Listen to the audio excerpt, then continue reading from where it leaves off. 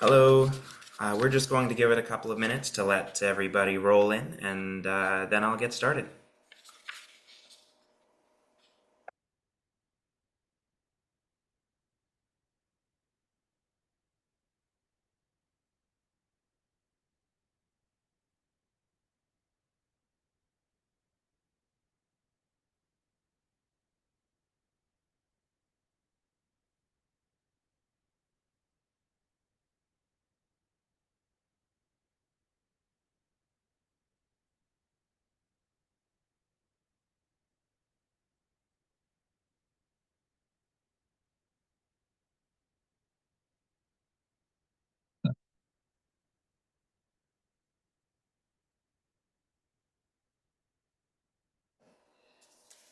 Okay.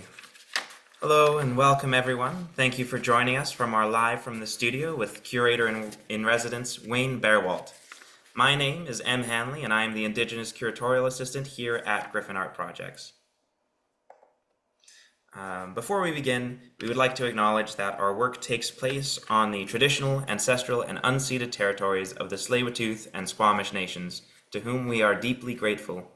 As a member of the Métis Nation of British Columbia, I invite you to extend whatever support you are able to our host nations. I would also like to thank the North Vancouver Recreation and Culture, as well as the Hnatyshyn Foundation for their generous support of Griffin's residency programs. Lastly, I'll mention that there will also be a chance for audience questions after Wayne has finished his presentation, but if at any point throughout the presentation you have a question for Wayne, do feel free to type it in the Q&A dialog box, and we will address it during the Q&A at the end. You can also choose to raise your hand to ask your question live, but we won't be able to see you, but we will hear your voice. Please note that this event is being recorded, so if you choose to ask your question live, your voice will be recorded too. Now, without any further ado, I will introduce Wayne. Wayne Baerwaldt is an independent visual arts curator and producer based in Alberta and Saskatchewan. His best-known curatorial projects trace performative elements in art making with an emphasis on unstable, disputed identities and the language of their construction and presentation in public and private spaces. Recent curated projects include If I May Digress, Richard Boulet and Collaborators, Marie Lannoo in Extremis and Ydessa Hendeles, Grand Hotel, a collateral event of the 60th Venice Biennale. He was a guest editor for issue number 62 of Public with the theme The Gender Diverse Lens, and conducts ongoing research in social justice issues and questions of representation as a Michele Sereda Artist in residence for socially engaged practice at the University of Regina. He is a board member of the Hnatyshyn Foundation, Ottawa, and a member of the advisory committee of Participant Inc. in New York City. All right, Wayne, that's all from me. I'll let you take over from here. That's great. Thank you. I'll just put the video on. Here we go. Hello, everyone. Thanks for being here this afternoon. And before I begin my brief talk this afternoon, I'd like to thank Vincent Trasov, for sharing his spirit of collaboration in the project that I'm currently working on, as well as my thanks to Lisa and Bahar, Vanessa M, and Liam at the Griffin Art Projects, as well as founders Brigitte and Henning Freybe for the opportunity to informally present a few of my observations on my research while in residence at the Griffin. I'd also like to thank Eno O'Brien, Suzanne McMurray, and Ron Reagan for their support and interest in my work, which is only just beginning with the short residency here at the Griffin. Generally speaking, one of my roles as a curator is to understand the strategies for art making which artists use to solve creative problems in the studio or within their broader cultural milieu. Most artists pay considerable attention to historical context and precedents and have some understanding of where they place themselves in art history. I'm interested in that process. I also follow what tend to be collaborative artist projects and so-called total works of art, Gesamtkunstwerks, what used to be called that, produced over a long period of time. So again, back and forth to the studio with artists for upwards of 10 years at a time, sometimes before a project even comes to fruition. Often within this context of making, I find that the most experiential and ephemeral artworks are largely removed from or not yet captured within a contemporary art history, but they can occupy a great deal of social space and word-of-mouth influence. Today, I'm going to comment on my research into one of the most influential 20th century artist retreats, known as Babyland, a 16-acre forested sanctuary at Roberts Creek on the Sunshine Coast of British Columbia, which became a social space for art production in the early 1970s. Babyland was established in 1970 by artists Michael Morris and Vincent Trasov, when invited to become part owners of the property on the invitation of Michael Henry. Mick, as he's known, purchased the land in 1968. The property soon played a significant role in fostering a unique level of collaboration and experimentation in art making. In this idyllic setting, the ideas generated around process and form became leading ideas around the new possibilities for art within Canada and beyond its borders. The artworks produced at Babyland, or because of the dynamic social space at Babyland, continue to impact on art history. I would venture to say that the influence and impact of Babyland as a social space and generative entity for art making requires more investigation, especially with the current generation's interest in reviving artist retreats and shared processes in multidisciplinary art making. An article in a 1974 copy of File magazine, this is the magazine produced by the artist trio General Idea, identifies Babyland as the site of numerous performances, countercultural activities, and intermedia art-making events.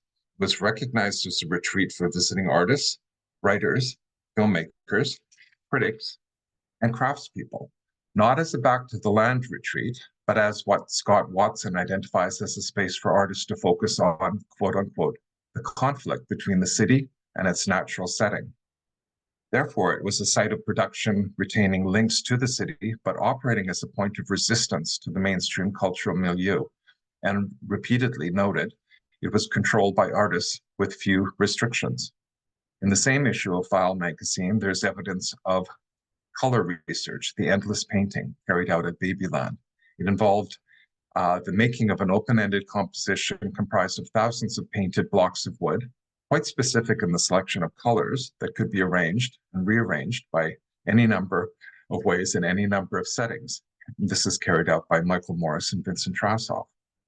My initial reading of Babyland as a significant site for making is informed by descriptive texts already established. Robin Lawrence's 2013 profile of Michael Morris in Border Crossings magazine, for example, is revealing in the descriptive level of his influence before, during, and after Babyland.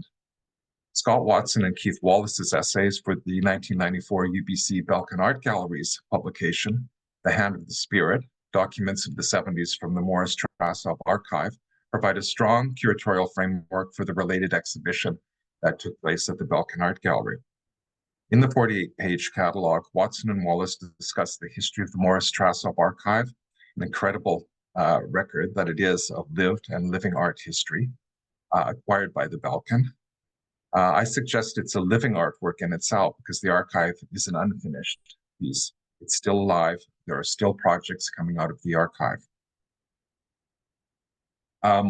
It's again, the archive, if you don't know, it's quite well known. It's comprised of a variety of artists and artist-related documents collected through what Morris Trasov and initially Gary Lee Nova called the Image Bank, which really operated between 1970 and 1977.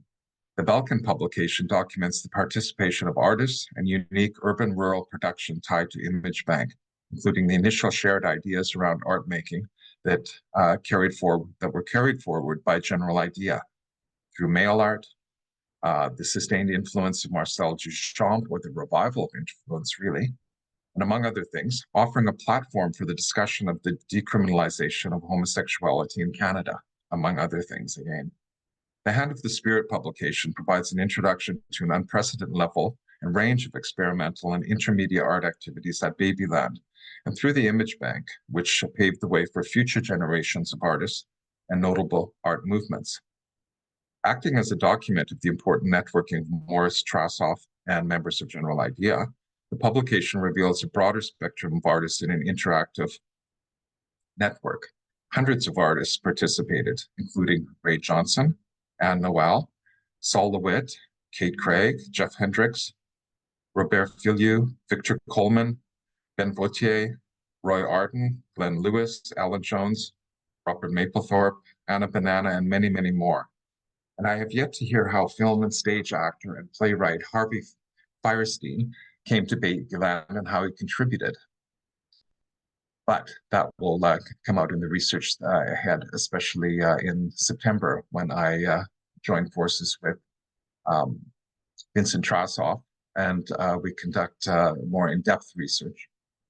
Babyland was to a great extent an experiential proposition, enhanced with what I would identify as Morris and Trasov's informed strategies for making new forms of art by building bridges to the past, present, and future forms of interdisciplinary arts. It came from their understanding of the interdependence of disciplines, literary, theatrical, visual, new genre, that word to comprise an emerging contemporary art world, one that becomes, in the 1970s, increasingly plural, increasingly fluid, and more inclusive in content and forms. Morris, in particular, incorporated a depth to his performative presence, his social space, that in retrospect enhanced the experiential, making personal introductions a performative act of his, embracing the ephemeral and contextualizing process as an essential element in making. And this was absolutely necessary in mass participation in the making of the color bar paintings, over 1,000 of them being produced on site at Babyland. A conscious state of performativity was required to stimulate and sustain collective art making. This form of performativity was an exploration of social space as one that I hope to qualify and represent in my research. In close association with Vincent Trasov, UBC PhD candidate in art history Michael Dang, and other contributors, the research will manifest itself in a future exhibition and publication. My interest in Babyland is partially focused on the site itself as a social space and state of mind, invested in resistance to conventions in art making and institutional support. Influential collaborative artworks from that period require consideration of their presentation format. How one exhibits them for a new generation of viewers is a challenge. The challenge may be in the representation of the experiential social space that existed at the time. How do we capture some level of, so to speak, authenticity, yet to be defined, and to reinterpret this quality of period authenticity to engage new audiences? This is definitely a challenge. Whether it's possible to retain or propose a sense of authenticity and currency actually becomes the question. I want to suggest that the challenge of memory and authenticity of presentation itself is to recover a sense of the present by getting the past to shadow itself in new ways. What does this mean? I'm suggesting that the past only comes back when the present runs so smoothly that it's like the sliding surface of a deep river. It is then that one sees through the surface to the depths. There's continuity. Is it possible that within this construct, there is a new level of satisfaction of not thinking about the past so much as creating a moment of living most fully in the present? I think this was part of the exercise at Babyland. The present, when backed by a synthesis of content from the past, is 1,000 times deeper than the present when it presses so close that you can feel nothing else. Past, present, and future might merge together. The present must be smooth, habitual, complicit with representations of the past. How do you keep this smooth river from breaking, from going into the shallows, from turning the depth of vision to hard, thin splinters, as we know can happen? I've been looking at archival documentation of activities at Babyland and some of the participants. There's a scarcity of film footage. In fact, there's a 3-minute film that exists, and Ron Reagan told me last night about more film footage that we have yet to see. There are hundreds of photographs and slides. I've begun to gather first-person accounts from those who produced work at Babyland. I'm working with Vincent Trasov to complete a list of visiting artists at Babyland and artworks completed there. or informed by Babyland and completed elsewhere.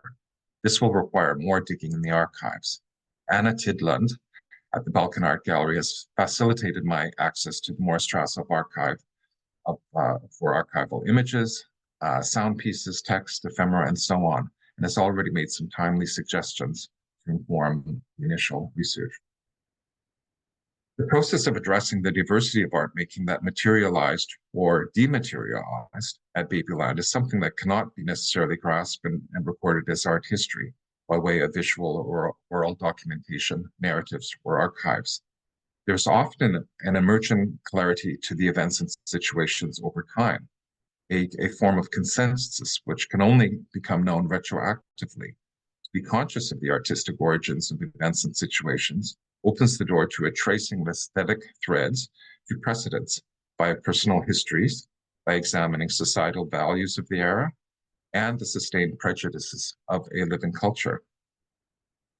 This process can include the tracing of ways in which we view the body, in fact, as a site of social antagonism, and the body as a case for the struggle for recognition, and to potentially elicit a paradigm shift in the way art of a particular era is understood today. In many ways, I find myself looking at Babyland to recognize the blind spots in the making of art history, closely associated with artist-run culture, when I feel the force of historical matter self-organizing and finding form beyond representation and essence. I've tended to be involved with artists who are discovering new systems of information, exchange, and artist interaction. So the dynamics of Babyland as a site for new art production, not foreign to me. For me, two of the most significant artists in this undertaking have been Michael Morris and Vincent Trasov. Each brings a loosely defined approach to mixed media interdisciplinarity that is part of my curatorial exploration. I recently visited Babyland, or the remains of it, with Ina O'Brien to begin to survey what is left of the 1970s ramshackle dwellings and the wooded landscape, just to get a feel of the social space, or to imagine what the social space had once been. Babyland was described by Michael Morris as a performative, quote-unquote, set, a stage set or platform. Became the epicenter of a national and international debate on new art and how to activate the ideal of realizing art into life and vice versa. Harold Siemens' famous exhibition and radical concept for exhibition making called Living in Your Head, When Attitudes Become Form from 1969 appears to have been replicated on the set of Babyland. The bucolic Babyland doubled as a space for critique and making by a long list of visiting artists who arrived to create seismic shifts in conceptual and intermediate art. They evinced an interest in exploring myth, persona, and performance. It was part of a project of self-reinvention, reimagining what art could be from the opening of mail to the making and sharing of meals. As with their Western Front colleagues, and the Western Front just came into being in 1972-73, Michael and Vincent extolled art as a social rather than an aesthetic undertaking, something that could be realized in a heightened attentiveness to everyday life, but also in the unsettling of bourgeois strictures and conventions. Much of the work that I've followed over the years has been about taking performative actions towards an abstraction. So to redact Michael's exchange of ideas on art via sets and props and color bar research, for example, is to locate the origins of my approach to a curatorial investigation into Babyland. It was via an understanding of what transpired at Babyland that I became conscious of the fact that when an artist is doing something, they're always in the time and space they're in. Michael in particular was very conscious of this. You pick things up in ways that are sometimes unconscious. This rethinking of his importance as a cipher or portal in the making of a contemporary art history is long overdue. The conceptual base for the project is embedded in the original research that Scott Watson produced for the Image Bank project, hinting at the greater importance of Babyland as both an artist-driven situation and set. That said, I think it is more than that. Process remains in the present. I like to think that other thinkers and artists will eventually come back to Babyland as a touchstone because the search for an authentic truth was something shared in performative ways at the time. But also I think we're at this moment where we can't trust language, that words are failing us. In some ways, we have to start over in terms of the language we use, the discourse that we apply to understanding Babyland. Was it the same in 1972 at Babyland? I don't know who coined the term post-truth, but that feels like the moment we're in. And if so, does this moment allow us to think differently about what Michael and Vincent and their collaborators imagined to have transpired at Babyland? Again, we see the use of props or sets to engage the viewer in motion around reflective objects, mirrors, for example, positioned in the landscape, or performative situations, which may be hard to comprehend from the limited scope of documentation that we have before us. I reflect on how it must have been a very now proposition, and Michael is essentially addressing the question of what is history, but it's also an attempt to understand the contextualization of art in the present. It's a reminder of how impossible it is to see an artwork that directly speaks to the time in which it was made, say in 2020 or 1970, in the same way as we would understand it today.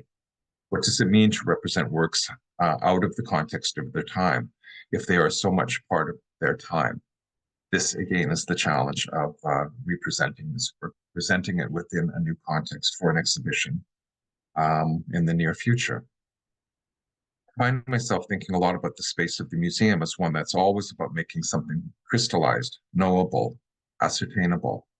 And artists are quite often working against that, as Michael Morris and Vincent Trasov did with the creation of Babyland. So as a curator, I'm engaged in an enterprise that has deep inherent tensions built in. I think the success of exhibitions have a transgressive effect. These are shows that try to get closer to where artists are if they are successful. Museums are constitutionally adverse to the kind of open-endedness, partly, I think, because they operate as public trusts. Not always, but artists are consistently trying to imagine or articulate a new possibility, or maybe you would call it an affirmation, an alternative experience beyond institutional structures. Michael was dedicated to the experience of revelation and enlightenment, to go beyond. And the source of acknowledgement of the experience remains somehow outside of the making of the object itself, the physical object. Time becomes the conduit for the connection to be rebuilt, recognized, or better understood. Sometimes the acknowledged shift in meaning happens close to the moment of creation, when a piece is first displayed. But sometimes it takes many, many years to be able to see something in a way that's aligned with how the artist imagined it. History is always subject to revision and restoration. We're constantly being reminded of this situation. I'm openly speculating on my research methodology while in residence at the Griffin. I want to capture something about the sense of movement and change in art making that was accentuated and magnified by the historical shift in values and beliefs and spatial dynamics of Babyland itself. Nothing remains stable very long. I get the feeling of everything approaching and then disappearing, passing at different rates of speed at Babyland. It becomes indescribable, which is what makes images of Babyland in the era too static. For no sooner has one said this, then it is past and altered. Instincts, affections, passions, attachments, visible presence that play so important a part in life. And this takes us right back to Virginia Woolf's description of life increasing in pace at the start of the 20th century. Belief in the moments of being must have motivated and determined the direction of activities at Babyland. The experiments in collaborative art making blending with the forms of fiction, which eventually resulted in the discovery of methods of art making. Taking painting, for example, beyond the traditional support surface of the stretched canvas to the painted wood blocks of the endless painting. So much of the activity was experimental and purposely directed beyond the traditional methods of making. Indeed, the motto seems aligned with intermedia, a variety of methods for recording the two or more worlds of being and non-being. Success, excellence, conceptual breakthroughs in methods. Success was only achieved through continuous and exacting experimentation. Research I'm carrying out with Vincent Trasov is a speculative investigation of the difficulties of collaborative works that were overcome at Babyland in the process of successfully fusing form, method, and idea. I am suggesting that Morris Trossoff and other artists at Babyland engaged in a seemingly instinctive way of responding to experience, but which should be separated from the trajectory of established methods of representation and understanding of in Western art history. And I think this is these sort of moments are often something of a sledgehammer blow, a shock, and in which you have meaning that unfolds through experience.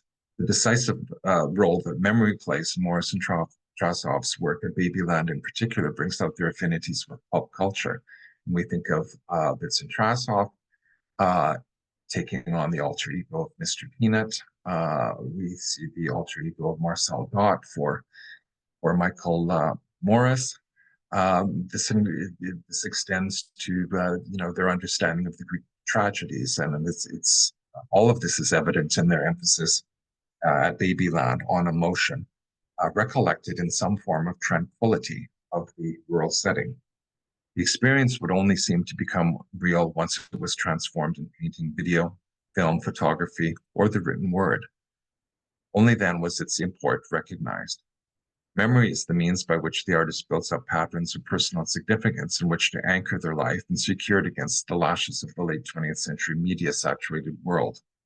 Consider the rise and demise of Mr. Peanut, Vincent Trossoff's alter ego. When he lost his power to recall the past, he lost his will to survive the present. His peanut suit was shed, folded, and put away.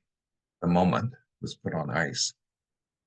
From references to the Greek tragedies to the unfolding of a commercial iconic Mr. Peanut, there is a belief in a pattern of significance beyond the apparent contingency, the present moment in which Morris and Trossoff and other artists at Babyland found themselves. The idea of sets or scenes became for Morris and Trossoff in particular a natural way of marking the past in the present. Camp, transgressive behaviors, pastiche, collage, décollage, and humor, etc., are used to frame a scene or set, and how it arranges itself is both life unfolding as art, as pure artifice, loosely written scripts, representative, enduring. Both Morris and Trossoff are informed by 20th century literature, confirming a well-founded instinctive notion of the sensation of themselves as vessels afloat on what could be called reality. And as Virginia Woolf notes, at some point, the sealing matter holding the vessel of reality together begins to crack. In floods another reality, more reality, parallel realities. And what is made of the infectious reality becomes another method for making art. So an ordering of contents and meaning is based on these moments of being. Framing them and conveying new meaning by the use of appropriate forms becomes the exercise. The medium conveyed as highly or subtly contrasting scenes or sets that go on forever. There's something to be said of the sets and scene making at Babyland as characterized by memoir and fiction. Both become symbol making qualities of Morris and Trossoff's vision. The symbolic outlines of the endless painting, mirror works, and other collaborations transcend the real figures of participating artists. This structuring of reality is lifted directly from literary form. You literally transcend reality via the fictional characters you've created through alter egos, and you remake reality. The breakdown of reality, if it could be described in words, requires more investigation, but I suspect sudden comprehension of meaning for no apparent reasons at all, as perhaps artists are stepping out of a creek or transporting sections of the endless painting, or filling an outdoor bathtub with water. It descends on them, making them symbolical, making them representative of a moment. It came upon them in the sun-dappled shade, looking, frozen in a photographic present, as symbols. I think this was key to the end result that Morris and Trossoff had in mind in Babyland. Personal experience of an ordinary object, the color bar, as revelatory, essential, gradually being invested with just such a symbolic meaning. The endless painting and all its configurations and moments of making and transport became an emblem, the symbol, the skeleton agony in which the slow death of the moment has reduced the artist and us, everything. What I want to investigate here is the revelation of the set at Babyland as moment. is how to then to foreground aesthetics. It's not about the craft of making so much as the positioning of the aesthetic considerations in the making of symbols. How do you examine aesthetic considerations? Choices made, for example, by Morris Trasov that can be made more complicated by the fact that sometimes they take on real political issues or strategic decisions, which requires a more nuanced and intellectually rigorous aesthetic structure. How and when is this revealed? It's not about representing the right version of a moment or broken narrative on a set, but one that represents something symbolically and respects its variations and nuances. This is part of the challenge of representation. I want to suggest there was a determined collective, collaborative art-making ethos at Babyland. Possessive individualism, the idea of an ideal self as owner, the accumulation of property and goods, was an ideal that was challenged by its opposite in collective activities, essentially remaining open to the making and remaking of their cultural selves at the time. There are assumptions and paradoxes involved in the making of a living culture that involves the selecting and cherishing of an authentic collective property. I would suggest that this sense of identity at play in the early 1970s, whether cultural or personal, presupposes acts of collecting, gathering up, and making, is perhaps arbitrary, but guided systems of value and meaning at the time.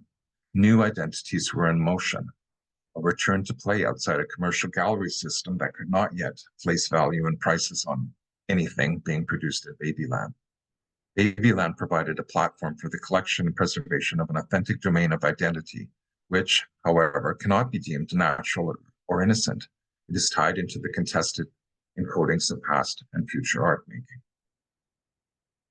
Some sort of gathering around the self and group at Babyland, Michael Morris in this case, but not exclusively, the assemblage of a material worldview, the marking off of a subjective domain that is not other, is probably universal. The social space of Babyland requires more attention. Marginality as a site of radical possibility, a space of resistance.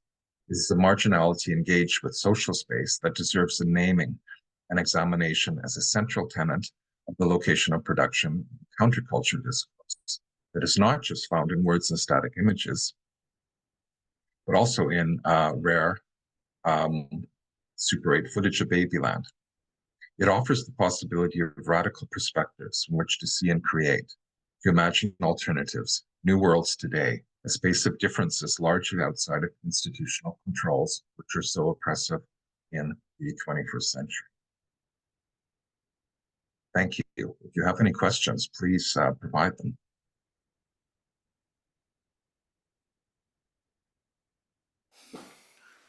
Hey, Wayne, thank you so much for your presentation. Thanks for listening. Really insightful and really interesting. So yes, everybody, we have a moment now for a Q&A section. You can type your questions into the Q&A dialog box that will be at the bottom of your screen, and we'd be happy to bring those up and discuss those. I'll get us started, though, with a couple of questions. This is a question actually from Bahar, who unfortunately wasn't able to be here today, but she is our public program and residency coordinator here at Griffin, and this is a question that she had. So Wayne, your work often investigates the power of representation and how it can shape worldviews. So as a curator who has worked with a wide range of curatorial institutions across Canada, how do you navigate the different institutional expectations and perspectives that you've encountered with your personal ethos and practice? Well, that's a challenge right now. In particular, it's a challenge. It becomes much better known and evident when, for example, if we're looking at the sort of crisis of representation for artists in the Middle East, and who can speak for one side or another or both sides when we're talking about the crisis in Gaza and the war with Hamas that Israel is involved with. It seems to be particularly fraught And there does not seem to be room for representation in most cultural institutions. In fact, even in academic institutions. So I find this a particularly interesting moment when it becomes nearly impossible to participate in a public realm through a public institution. So I would almost have to think that independent, artist-driven centers are possibly the only place to take on that sort of discourse. So I think there are conditions that occur every now and again where it becomes impossible for a curator or artist to operate within established institutions, and this is one of them that's become really evident to me recently. That's an answer. Interesting, thank you. This is a question that I had. So much of your practice while examining Babyland is engaging in speculation and its history and the interpersonal relationships that were at play there. So how does speculation and the imaginary aid this curatorial process when the primary sources are unavailable? Hmm. Well, primary sources are available. Well, Uh, yes, there, yes. When yeah, in the instances where speculation has to be yeah. the I guess process. I'm using the term speculation very loosely because I haven't had access to all of the material at the Morris Strassov Archive at UBC at the Belkin Art Gallery just yet. I've just begun the first person um, accounts of what took place at Babyland at the time. So I think I'm sort of blindly speculating on the sort of idyllic um, place that Babyland was. I'm kind of speculating on the kind of exchanges that Michael and Vincent in particular might have had with many of the visiting artists. I think they were integral to that process of inviting artists of all kinds from all over the world to spend time there. So I'm speculating on the kind of production that took place. And sometimes it's not physical. Again, it's sort of building that social space. What was built in the social space because of the interactions that took place there. So I'm really speculating, and maybe this is my opportunity to continue doing that in an imaginative way to sort of fill the spaces, to speculate on those blank spaces that exist right now, because we don't have a lot of video or film profiles of the participants. It's very silent. It was a very active social space, but we're left with this sort of you know um, silence around the space at the same time, which causes me to want to fill those silent spaces somehow or to further investigate. Again, I'll be meeting with Vincent Trassoff next month in September, actually, and we'll really be, starting the major part of this research investigation. Wonderful. Thank you so much. Okay, I've got one more question here, and again, if anybody wants to add their own questions in the Q&A dialog Mm. box, please feel free to do so. So you mentioned that you had visited the site of Babyland recently. What kind of discoveries did you make there, and what was the condition of the site when you visited it? Good question. I'm trying to have another visit actually. The current owners weren't there.